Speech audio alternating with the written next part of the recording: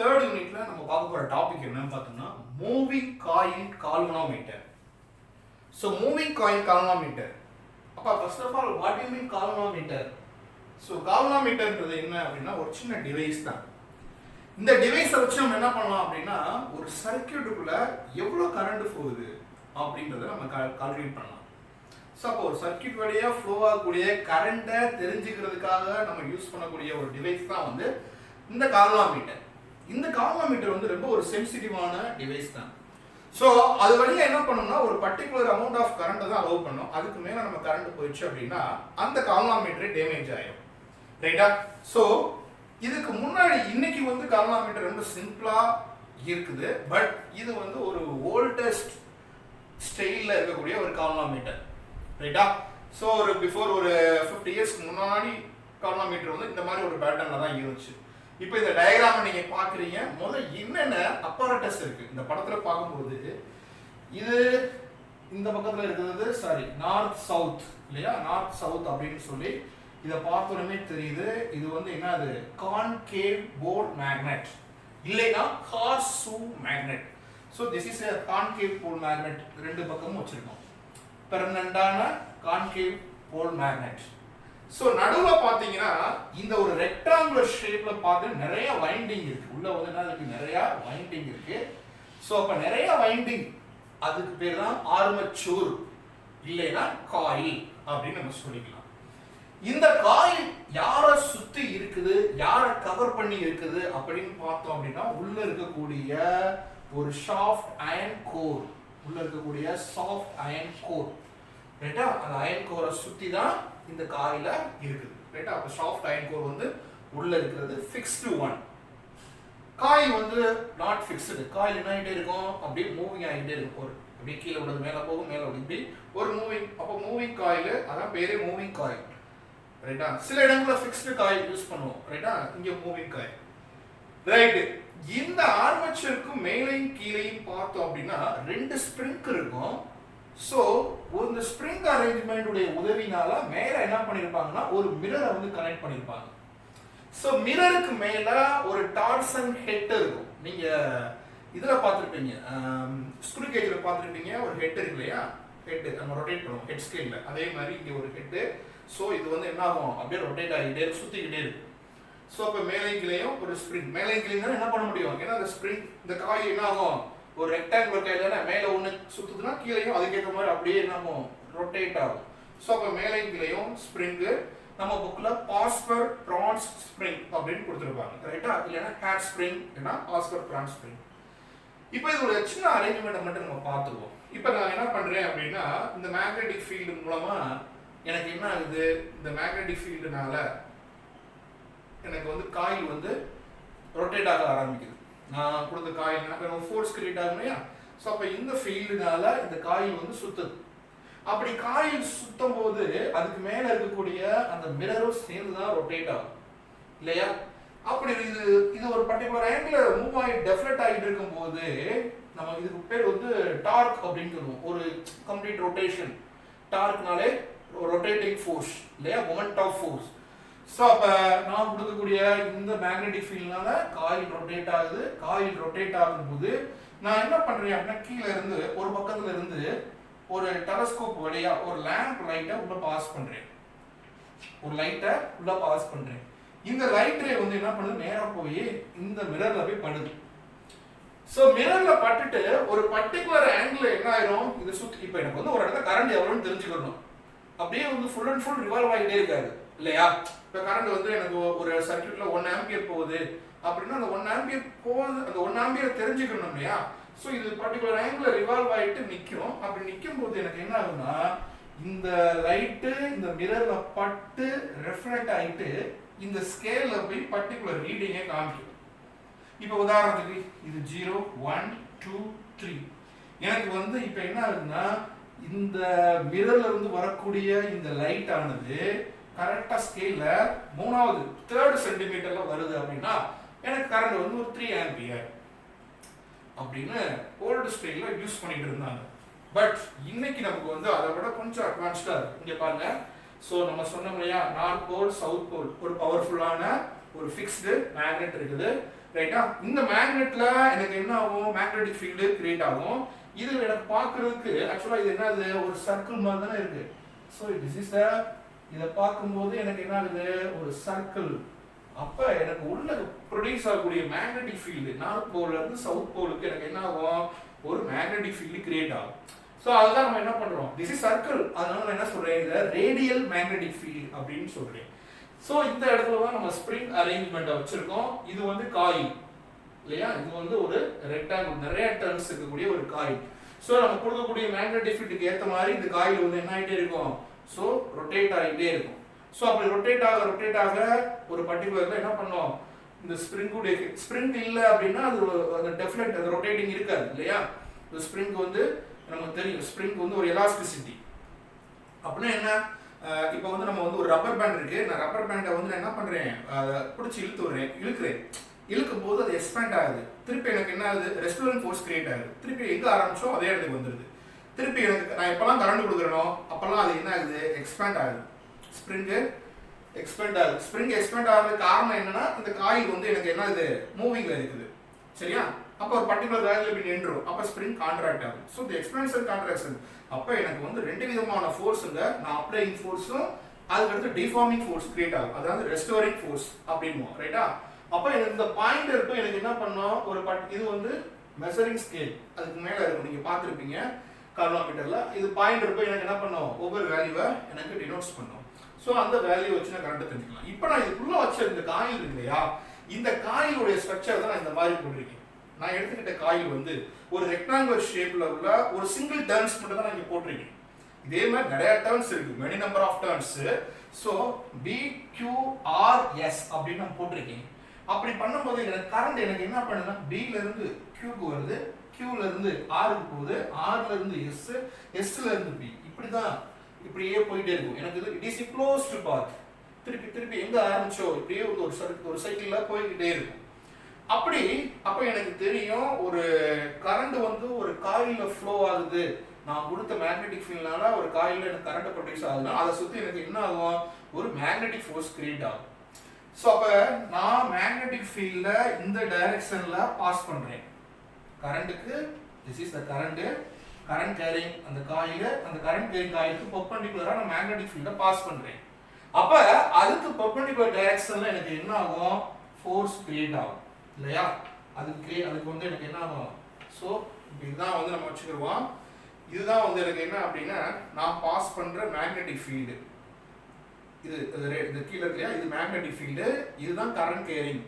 So இந்த magnetic ஃபீல்டை போய் நான் கரண்ட் கேரிங்ல பாஸ் பண்றேன்னா, இவங்க ரெண்டு பேர்த்துக்கும் பெர்பெண்டிகுலரா எனக்கு என்ன ஆகும், ஒரு ஃபோர்ஸ் வந்து எனக்கு கிரியேட் ஆகும். ரைட்டா? சரி, அதைத்தான் இங்க நம்ம சொல்றோம். இப்போ ஸோ உதாரணத்துக்கு நம்ம இங்க வச்சிருக்கோம் இல்லையா, இங்க சொன்ன மாதிரி தான் நமக்கு இது வந்து கரண்ட், இது மேக்னெட்டிக் ஃபீல்டு, இது ஃபோர்ஸ். ஸோ மூணுமே ஒண்ணுக்கு ஒன்று எப்படி இருக்குது, பெர்பெண்டிகுலரா இருக்கு. ஸோ அந்த மாதிரி ஒரு பொசிஷன் தான் எனக்கு கிரியேட் ஆகும். அப்ப இந்த இடத்துல பாத்தீங்கன்னா உனக்கு பெர்பெண்டிகுலரா இருக்கும். பட் அதர் டூ சைடுல பாத்தீங்கன்னா ஃபீல்டு, அது மேக்னெட்டிக் ஃபீல்டுக்கு அந்த கரண்ட் வந்து அலைன் ஆயிடும். ஃபீல்டு டைரக்ஷனுக்கு ஃபோர்ஸ் அலைன் ஆகும். இங்க பாத்தீங்கன்னா ஃபோர்ஸ் பெர்பெண்டிகுலரா இருக்கும். இந்த ரெண்டு டைரக்ஷன்லயும் ஃபீல்டு எந்த டைரக்ஷனோ அந்த டைரக்ஷன்ல ஃபோர்ஸ் அலைன் ஆயிடும். அப்ப எனக்கு வந்து இங்க வந்து எனக்கு என்ன ஆகாது, எந்த விதமான ஒரு ஃபோர்ஸோ ஃபீல்டோ எனக்கு இங்க கரண்ட் கிரியேட் ஆகாது. சரியா? அப்ப இந்த காயிலுடைய ஸ்ட்ரக்சர் தான் நான் இங்க போட்டிருக்கேன். பாருங்க, BQRS. கரண்ட் B ல இருந்து Q போகுது, Q ல இருந்து R, R ல இருந்து S, S ல இருந்து இதை நம்ம மேல பாக்குறோம். சப்போஸ் நான் இந்த மாதிரி வச்சிருக்கேன், இதான் வந்து ஒரு காயில். ஸோ இந்த சைடு நான் வச்சுக்கிறேன் B. இது வந்து நான் என்ன சொல்றேன், இந்த பக்கம் இது BQRS P. ஸோ இந்த ஒரு ரெக்டாங்குலர் காயில தான் நான் பாஸ் பண்றேன். அப்ப எனக்கு மேல இருந்து பார்க்கும்போது இந்த BQன்றது எனக்கு இப்படி தெரியுது. ரைட்டா? அப்ப நல்லா கவனிங்க, இந்த சைடு தான் லென்த் ஆஃப் த காயில். இந்த BQன்றது L லென்த். அதே மாதிரி இந்த சைடு SRன்றது லென்த். மேல இருக்கக்கூடிய QR-ன்றது அந்த காயிலுடைய பிரெத்.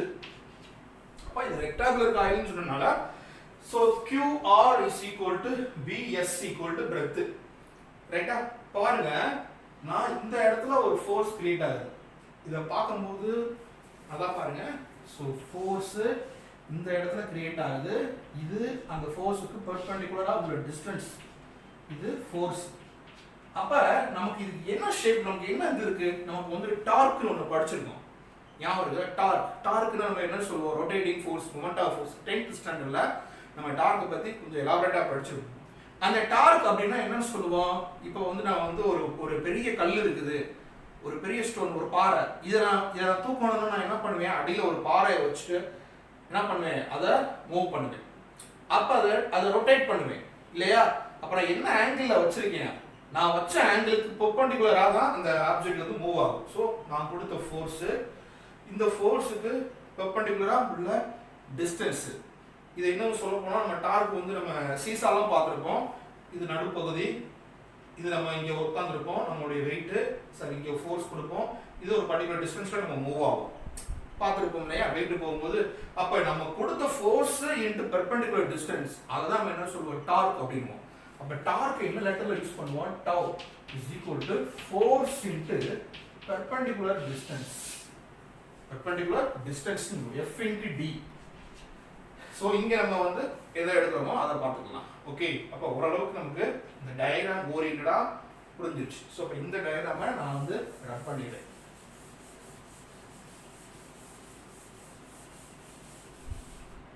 சரி, அப்போ நீங்கள் இந்த இடங்கள்ல பார்த்தீங்கன்னா, இந்த இடங்கள்ல நம்ம என்ன சொல்லுவோம்? இப்போ மேக்னெட்டிக் ஃபீல்டை நம்ம என்ன சொல்கிறோம்? அந்த காயிலில் BQ is equal to RS equal to length ன்னு சொல்றோம்.